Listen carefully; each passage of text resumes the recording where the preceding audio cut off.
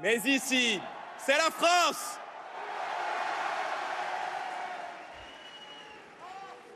Vous êtes aujourd'hui plus de 8000.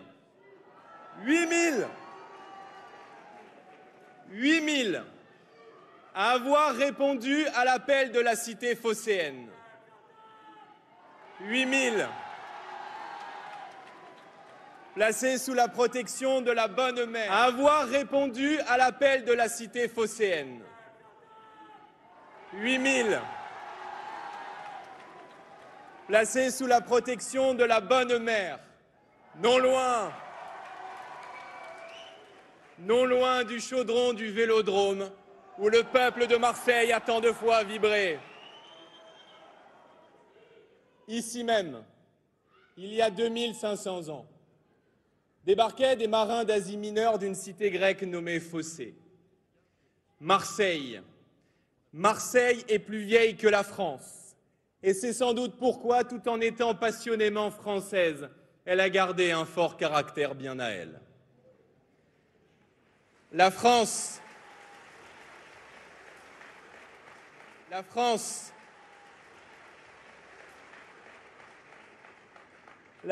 mes amis, a 1000 ans. Mais d'où que nous venions cet après-midi, de la métropole jusqu'à nos territoires d'outre-mer, elle est notre patrie à tous.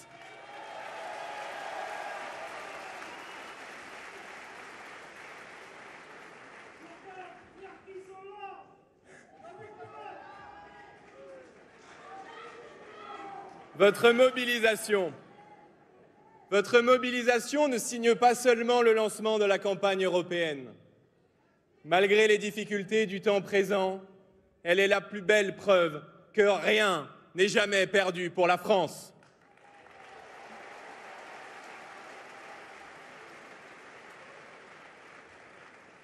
Je vais vous faire une confidence. Je savais que vous seriez là. Je savais que vous répondriez présent à l'appel de ceux qui refusent la fatalité, l'impuissance et l'esprit de défaite. Et je sais déjà, mes amis, que votre main ne tremblera pas devant l'urne. Je sais déjà que vous serez au rendez-vous du vote ce 9 juin pour dire à l'Europe et au monde que la France est de retour.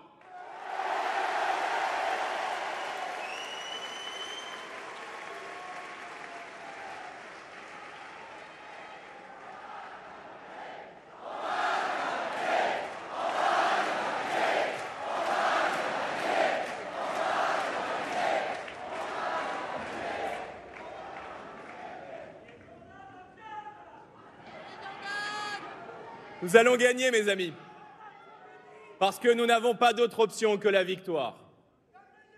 Face à l'accélération de l'histoire, face aux convulsions d'un monde incertain et parce que la France est à la croisée des chemins, nous sommes à l'heure des choix.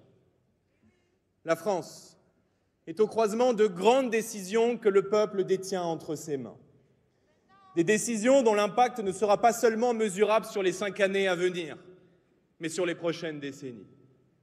Peu d'élections façonneront l'avenir comme celles qui viennent. Les Français nous regardent, l'Europe nous attend.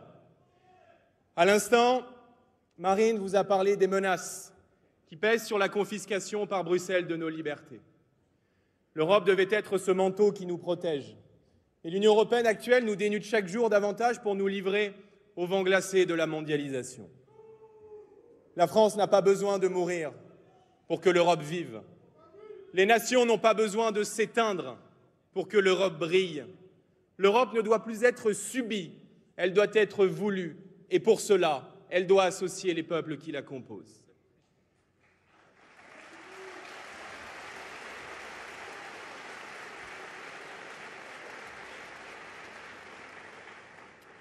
Adeptes des fake news, des arguments mensongers, parfois, nous le voyons en ce moment, des théories du complot, nos adversaires macronistes nous accusent d'avancer masqués, de défendre un Frexit, de vouloir, sans le dire, nous emparer du pouvoir pour sortir de l'Union européenne.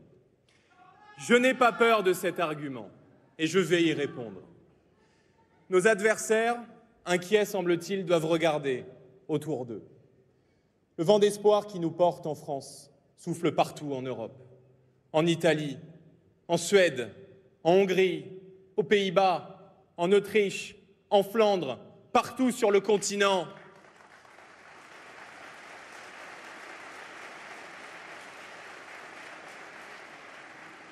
Et je veux assurer nos adversaires de notre sang-froid. On ne quitte pas la table du jeu quand on est sur le point de gagner la partie.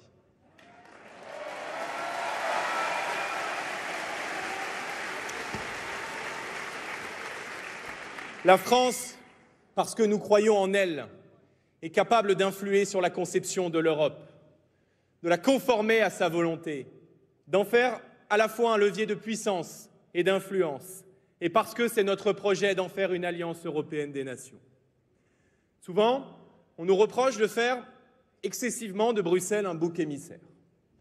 Alors bien sûr, l'Europe n'a pas directement effondré l'autorité dans le pays, fabriqué la pénurie de médecins ou fait chuter le niveau scolaire. Cela, c'est la France de Macron qui l'a réussi toute seule comme une grande. Mais l'Union européenne ne se contente pas de nous empêcher de résoudre nos problèmes, elle les aggrave, et parfois même elle en invente. On pourrait citer le marché européen de l'électricité qui renchérit artificiellement vos factures d'énergie, de la réforme des retraites imposée par la Commission ou encore du pacte vert et de l'écologie punitive que Marine a évoqué, qui fragilise en ce moment même nos agriculteurs. Ce pacte vert scellé par M. Macron et Ursula von der Leyen impose la décroissance agricole. Il a provoqué la détresse de nos paysans et une colère inédite partout dans le pays. Qu'il me soit permis de dire ici, mes amis, en votre nom à tous, le soutien de tout le peuple français. Chers agriculteurs, la France vous aime, la France vous regarde, la France vous soutient. Votre cri de révolte légitime, c'est le cri d'une France pudique et digne, d'une France qui n'est pas décidée à disparaître.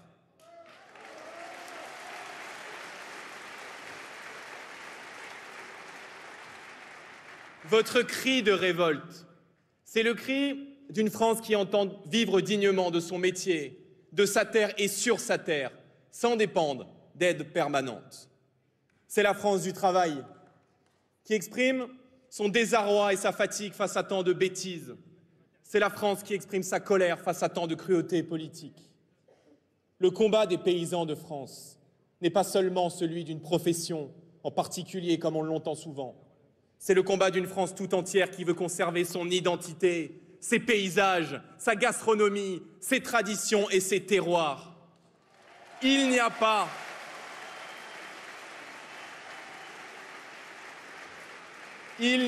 mes amis, de ruralité sans agriculteurs, il n'y a pas de souveraineté sans agriculture.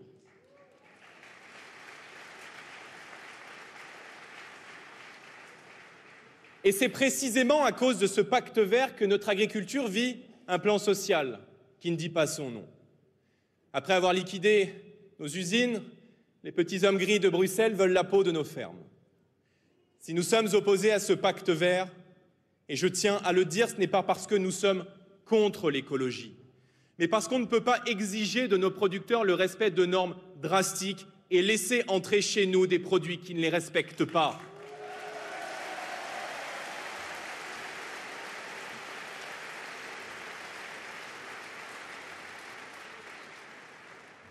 J'aime le courage de ceux qui entreprennent. J'aime le courage de ceux qui prennent des risques. Notre vision de l'Europe permet aux peuples de vivre de leur travail, aux entreprises de croître, de prospérer, d'innover et au progrès de les diffuser. Produire et protéger. Ce sont les deux impératifs que nous devons nous fixer pour faire vivre cet esprit de puissance que nous portons. Aucune entreprise ne peut se développer sereinement si la puissance publique n'est pas un abri contre les certitudes. Aucun travailleur de ce pays ne peut se projeter dans l'avenir s'il ne peut décemment vivre de son travail. Et c'est pourtant ce qui a été imposé à nos agriculteurs. Incapables de comprendre les souffrances des Français, les macronistes en sont à nous reprocher, à reprocher aux agriculteurs d'avoir fait des selfies avec nous au Salon de l'Agriculture. Mais que c'est pathétique, que c'est minable. Pardon de rappeler l'essentiel. Est-ce de la faute du Rassemblement national si M. Macron suscite aujourd'hui une telle défiance dans le pays? Plutôt que de faire preuve de mépris, ne devrait-il pas se demander avec modestie, avec humilité, pourquoi est-ce qu'il ne peut plus déambuler dans ce salon sans avoir 3 cordons de sécurité autour de lui?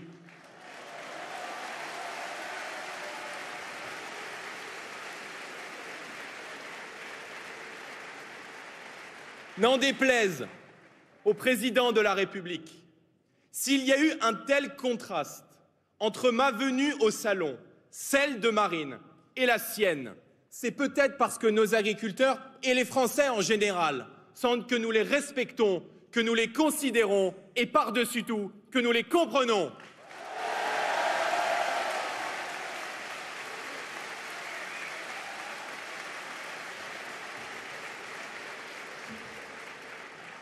Ce que vit la France, mes amis, ce que vit le pays n'a rien d'une fatalité.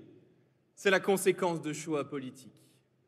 Il nous est possible de faire autrement, avec bon sens, respect des gens, sens de l'unité nationale et bien sûr du bien commun. S'il est un autre domaine accaparé par l'Union européenne et qui engage l'avenir du peuple de France, c'est celui de l'immigration. De toute évidence, ces élections européennes du 9 juin prochain constituent un référendum contre la submersion migratoire.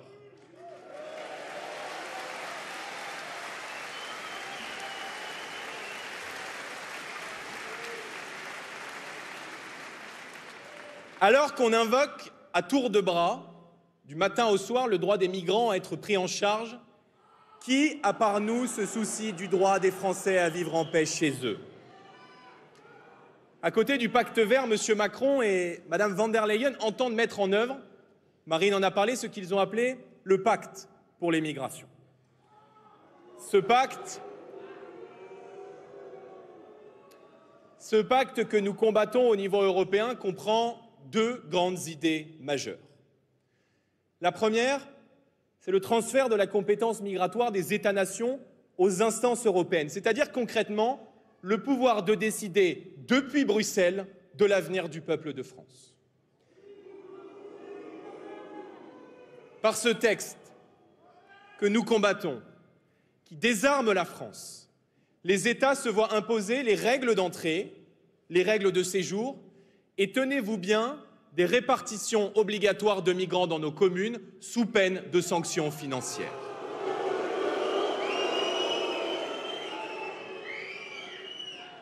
La seconde idée, induite par le pacte des migrations, c'est un immigrationnisme militant dans les profondeurs du texte. Pour le dire clairement, dans l'Europe de Macron, l'immigration n'est pas le problème, mais le projet. En d'autres termes, moins nous en voulons, plus il nous en impose. Fabrice Leggeri, l'ancien patron de Frontex, l'agence de garde-côtes européenne, ne s'y est pas trompé.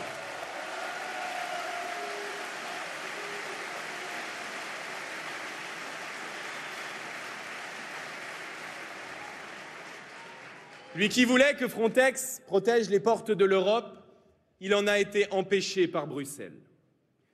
Fabrice Leggeri a vécu de l'intérieur les attaques des ONG pro-migrants, les pressions d'États inamicaux comme la Turquie devant lesquelles l'Union européenne s'est couchée depuis très longtemps.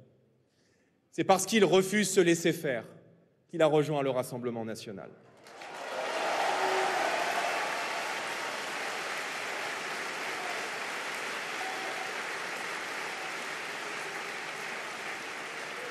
Mon cher Fabrice, tu as fait le bon choix. Alors bienvenue dans la famille.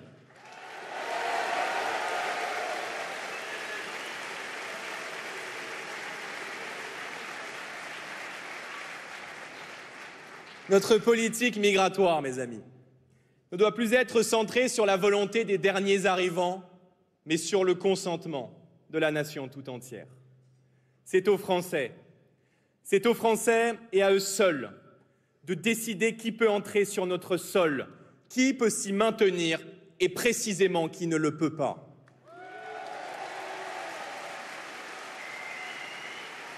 La France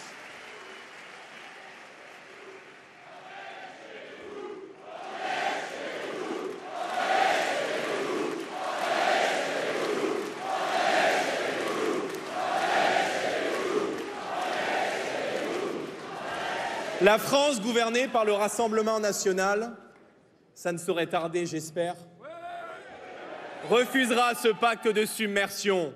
Elle fera respecter ses lois et rétablira l'autorité de l'État.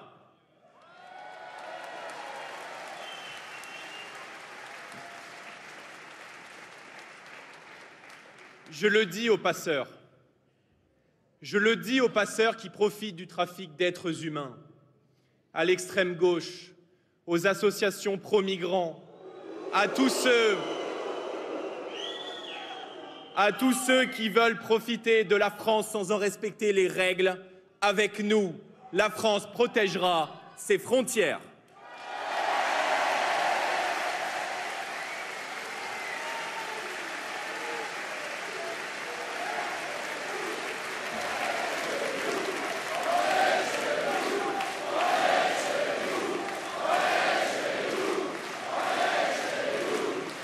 C'est capital.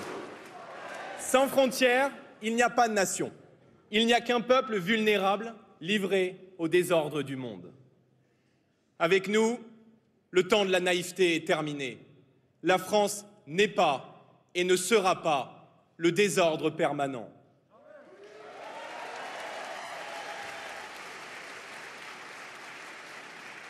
Ici, à Marseille, vous le savez bien et vous le vivez tous les jours. Vous êtes ici, aux avant-postes, oui, à Nice aussi.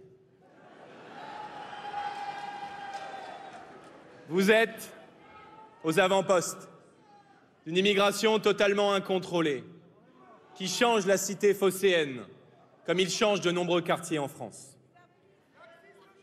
À Mayotte aussi. Et on peut vous applaudir pour votre résilience.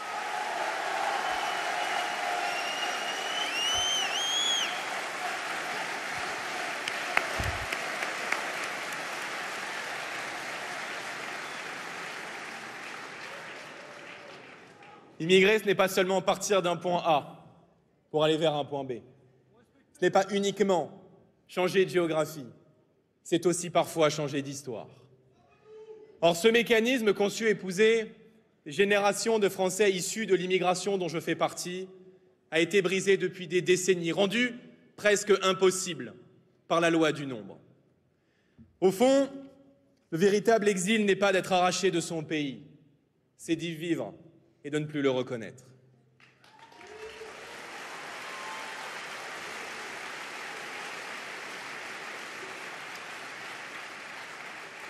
Partout en France, tous les seuils d'alerte ont été dépassés et avec eux la dégradation de la situation sécuritaire du pays.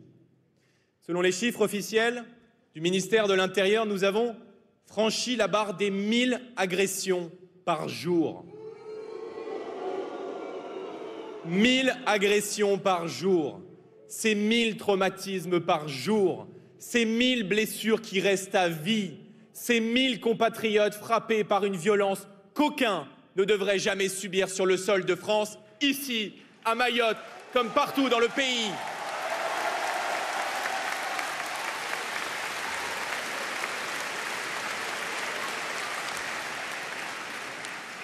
Consciencieusement, méticuleusement, méthodiquement, nos gouvernants sont en train d'effacer le lent progrès de la civilisation française qui avait permis de pacifier les relations humaines et l'espace public. Cet acquis précieux bâti sur le souci de l'autre, sur le respect de l'intégrité physique, nous sommes en train de le perdre. La société bascule dans une sauvagerie qu'elle pensait d'un autre temps, d'une autre époque. Nous entrons dans une période où le respect de la personne humaine est désacralisé, où les plus anciens, les plus fragiles, les femmes enceintes, les enfants, les jeunes ne sont plus intouchables. Une société dans laquelle 10 enfants peuvent en lâcher un 11e au sol. Une société où le faible est livré à la merci des violents. Une société où le squatteur est plus protégé que le propriétaire.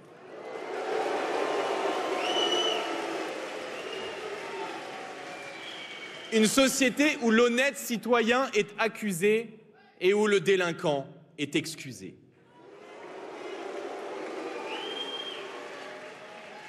Une société de la grande inversion dans laquelle le bourreau devient la victime et la victime devient le responsable.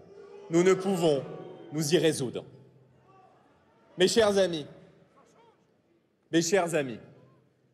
le pacte vert d'un côté, le pacte migratoire de l'autre. Voici les deux grands piliers principaux de cette bataille électorale décisive qui est juste devant nous. Décisive parce qu'ils engagent qui nous sommes, qui nous voulons être et qui nous voulons rester. Parce qu'ils remettent en cause le travail d'un côté et l'identité de la France de l'autre. L'écologie punitive, l'immigration punitive, l'Europe punitive, c'est ainsi que eux conçoivent la politique, pas nous. Au fond, ce que nos dirigeants et l'Union européenne ont provoqué main dans la main, c'est le grand effacement de la France. Un grand effacement qui se traduit par le recul de la France chez elle, sur son propre sol, mais également en Europe et dans le monde. Par le délabrement de l'État, par la dislocation du pays et par-dessus tout par la désunion des Français. Et le grand effaceur a un nom. Il s'appelle Emmanuel Macron.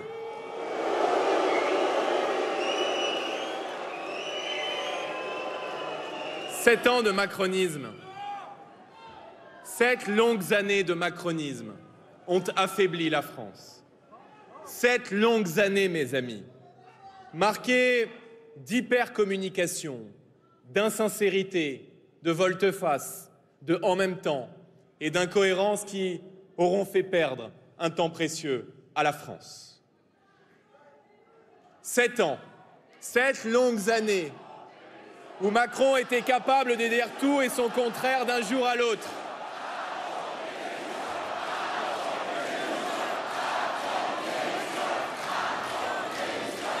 Faites-moi confiance.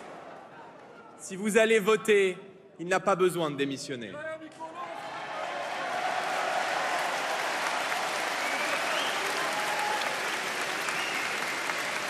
Sept longues années où M. Macron a été capable de dire tout et son contraire d'un jour à l'autre, avec à chaque fois la triste passion de celui qui pense berner son interlocuteur. 7 longues années où ils ont attaqué avec outrance toutes les mesures, la moindre des mesures que nous portions, avant de venir maintenant en légitimer certaines, toujours au pied du mur.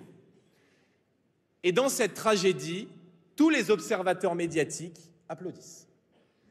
Quand nous disions que la décroissance agricole était une menace, on disait de nous qu'on était rabougris.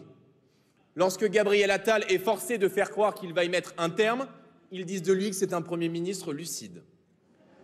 Lorsque nous exigions l'interdiction de l'abaya, on nous disait qu'on était excessif. Lorsque M. Attal la met en œuvre, ils disent de lui que c'est un Premier ministre courageux. Lorsque nous alertions sur les dangers du libre-échange dérégulé, ils prétendaient que nous étions, sur le plan économique, incompétents, parfois repliés sur nous-mêmes. À présent que toute la Macronie est obligée de reconnaître les dégâts de la concurrence déloyale, ils disent d'eux qu'ils sont réalistes. Quand nous réclamions, c'est pas fini, quand nous réclamions la fin du droit du sol, on disait de nous qu'on menaçait les principes de la République. Et maintenant, alors que Mayotte vit le chaos, Gérald Darmanin s'empare de cette mesure. Juste pour Mayotte. Alors on pourrait parler aussi des désastreuses réformes éducatives sur lesquelles ils ont fait marche arrière, de la fermeture, puis de la réouverture des centrales nucléaires, de la vente, puis du rachat des turbines, le « en même temps » est devenu un tout et son contraire. La clarté dans l'action, la cohérence dans la pensée, mes amis, c'est ce qui a cruellement manqué à la France pendant ces 7 longues années. Mes amis, vous avez dans votre vote, le 9 juin prochain, le pouvoir du commencement, le pouvoir du changement et, si vous le décidez, le pouvoir du redressement.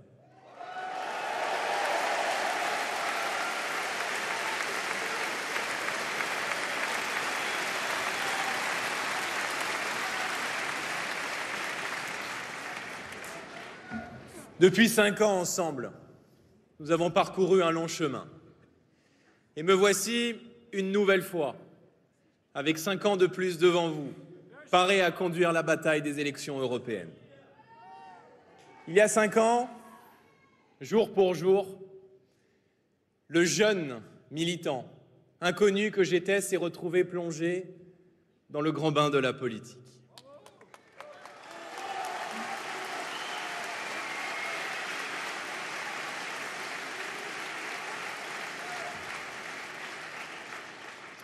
Ma chère Marine, c'est le moment.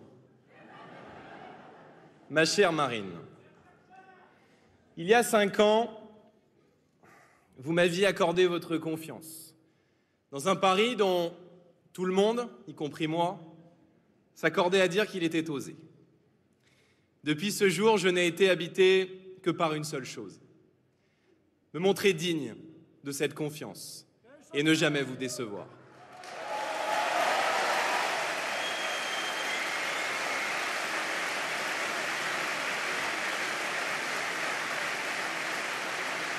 Et même 5 ans après,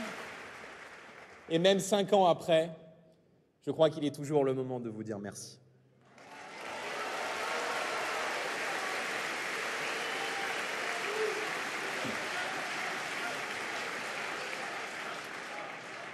Dans ce grand bain de la politique tumultueux, j'ai compris que la politique était une charge et un engagement personnel de tous les instants. Mais au fond, la cause pour laquelle nous nous battons et le destin de la France dans lequel nous croyons valent bien 1000 sacrifices. Chaque minute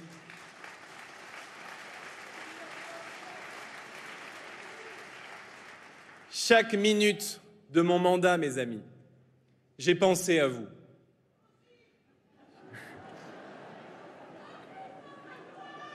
J'ai puisé, mes amis, j'ai puisé en vous à chacune, à chaque rencontre et à chaque instant l'énergie et la force pour vous défendre. À chaque fois,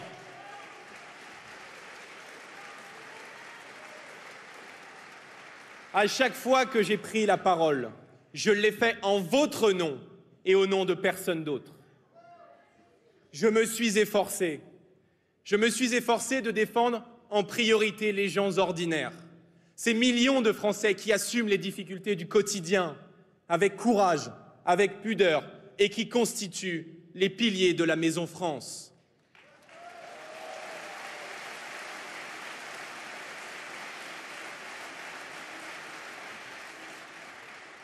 J'ai défendu, je défendrai toujours, avec franchise, avec conviction et avec honneur, une certaine idée de la France. L'idée, au fond, que notre pays n'est pas voué à la relégation, à la dissolution ou au silence. L'idée que la France n'a pas fini d'étonner le monde et qu'elle est faite pour le plus grand des destins. J'ai défendu, et je défendrai l'idée cardinale que la France doit reprendre son rang, en Europe et dans le monde. Jamais nous n'accepterons de petites ambitions pour notre pays. Jamais nous ne tolérerons ce qui va à l'encontre de sa vocation, de ses intérêts et par-dessus tout de son peuple. Faire de la politique, et Marine l'a rappelé, ce n'est pas jouer, feindre, mentir, baisser le regard devant ses responsabilités.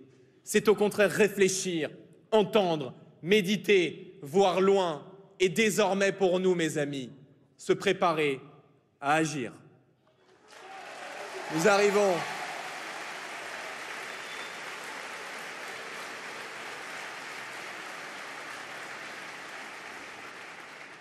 Nous entrons dans une époque nouvelle et nous devons nous préparer à prendre la relève. Face aux tenants de l'écologie punitive, nous sommes et nous serons les défenseurs du bon sens et de l'écologie praticable. Jamais nous n'opposerons la nécessaire préservation de l'environnement et l'indispensable protection du pouvoir d'achat des classes populaires et des classes moyennes. Nous nous battrons pour une diplomatie écologique qui donne toute sa place au nucléaire, parce que la vocation de la France, c'est défendre le progrès scientifique et la puissance productive. Face aux difficultés du monde agricole, nous voulons l'exception agriculturelle qui sanctuarise nos filières face à la concurrence déloyale. Nous changerons les règles du jeu et nous mettrons en œuvre le patriotisme économique. Dans les cantines françaises, on doit pouvoir manger français. C'est du bon sens.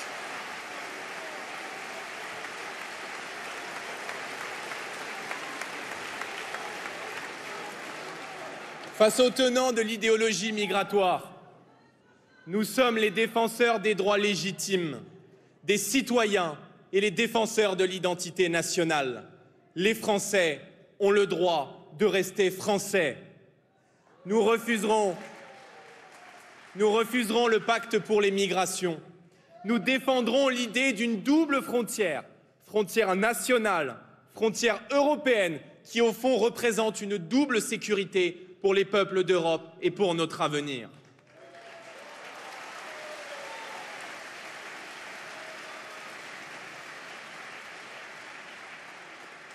Nous ne voulons pas, mes amis, nous ne voulons pas gérer les flux migratoires dérégulés en les accueillant, mais en les arrêtant. C'est là notre différence fondamentale, idéologique, avec l'Europe de Macron. Quand Bruxelles va à l'encontre de nos intérêts, nous devons être capables d'opposer la voix de la France et ce qu'André Malraux appelait la force du non dans l'histoire. Face à la continuité dans le pire, nous sommes la promesse du changement. Face au camp du renoncement, nous sommes celui de la puissance française.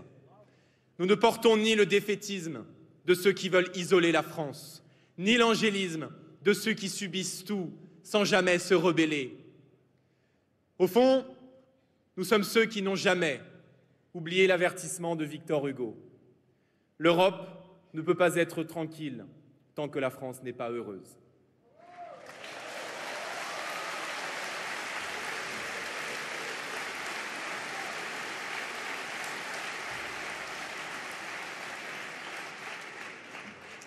Alors, dans le temps qui vient, nous sommes à notre place, précisément et exactement là où nous devons être. Ce à quoi nous tenons, c'est à l'Europe des nations. À l'Europe des nations fidèle à la conception qu'en donnait le général de Gaulle. L'Europe, comme berceau de la nation et de la démocratie, ces deux inséparables sœurs. L'Europe, comme espace de civilisation qui a porté en même temps les aspirations à la vie privée et les exigences de l'espace public. L'Europe, comme civilisation du fort intérieur et du forum démocratique. Nous tenons à l'Europe, fidèle à ses racines chrétiennes et à son histoire, à son héritage humaniste, cette Europe de l'amour courtois, de l'égalité homme-femme, qui a donné à la littérature, à l'architecture et aux arts ses plus grands chefs-d'œuvre. Nous tenons à l'Europe comme un espace de coopération entre les nations et aux grands projets, capable d'explorer l'immensité de l'espace et les secrets de la conscience, de sonder les océans et de rêver aux étoiles. Ces élections européennes du 9 juin prochain marqueront le jour 1 de l'alternance. Et je veux appeler aujourd'hui, ici, à Marseille, les Français à s'unir et à se rassembler.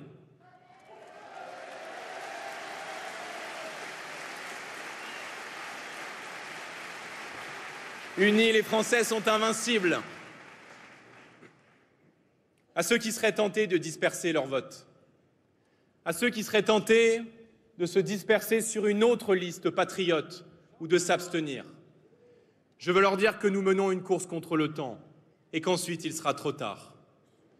Alors vous qui venez de la droite, vous qui venez de la gauche, vous qui venez d'ailleurs, quand la France court le risque de l'abîme, il est du devoir de chaque fils et de chaque fille de France de s'unir pour enclencher avec nous le cycle du redressement.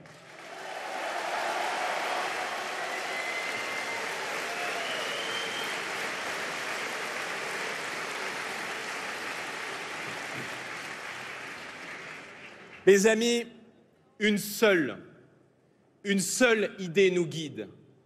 La France, la France, la France encore et toujours. La France, la France, la France est une musique. La France est une musique qui a cette faculté d'être unique et d'être appréciée de tous les hommes sur terre. Lorsque la France joue juste, elle redevient elle-même.